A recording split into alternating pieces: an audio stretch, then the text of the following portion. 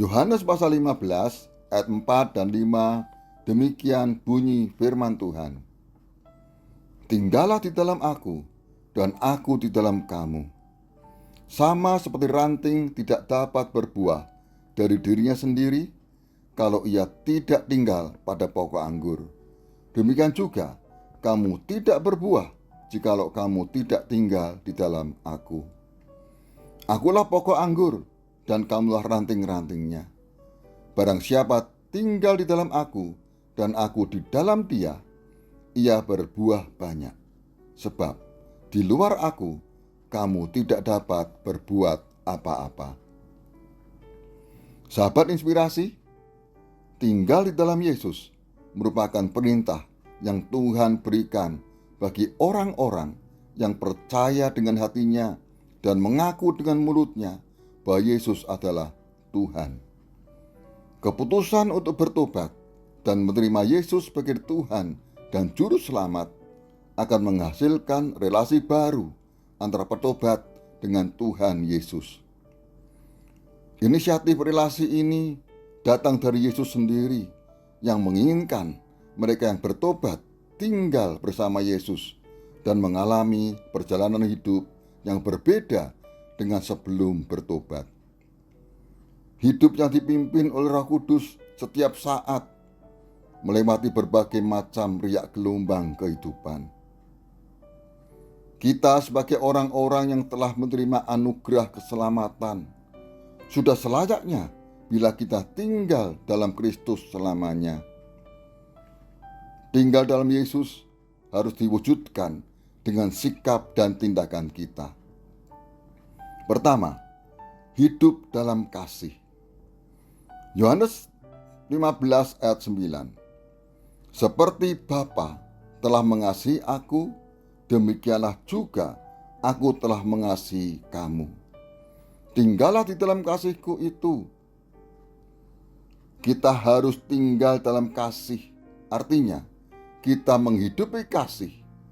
Kasih yang sama dengan kasih Allah yang telah kita terima dari Allah sendiri. Kasih yang tidak membedakan orang. Kasih yang berani berkorban untuk orang lain. Kasihi sesama seperti mengasihi diri sendiri. Kedua, hidup dalam firman. Yohanes pasal 15 ayat 7. Jikalau kamu tinggal di dalam aku dan firmanku tinggal di dalam kamu, mintalah apa saja yang kamu kehendaki dan kamu akan menerimanya. Tinggal dalam Kristus berarti kita tinggal dalam firman-Nya. Menghidupi firman Tuhan dalam hidup sehari-hari. Tiada sehari pun tanpa membaca dan merenungkan firman Tuhan.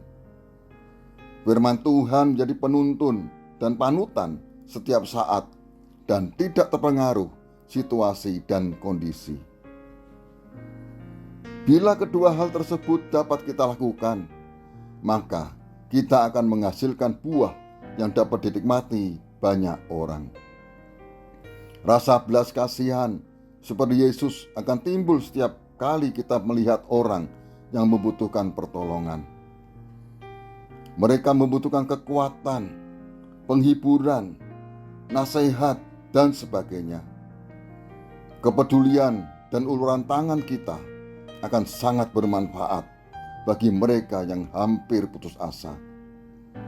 Marilah kita senantiasa tinggal dalam Yesus, hidup dalam kasih, dan hidup dalam firman, sehingga kita senantiasa berdampak bagi keluarga, orang sekitar, dan dimanapun kita berada. Mari kita berdoa. Terima kasih Tuhan untuk keinginan Tuhan agar kami tinggal di dalam Yesus.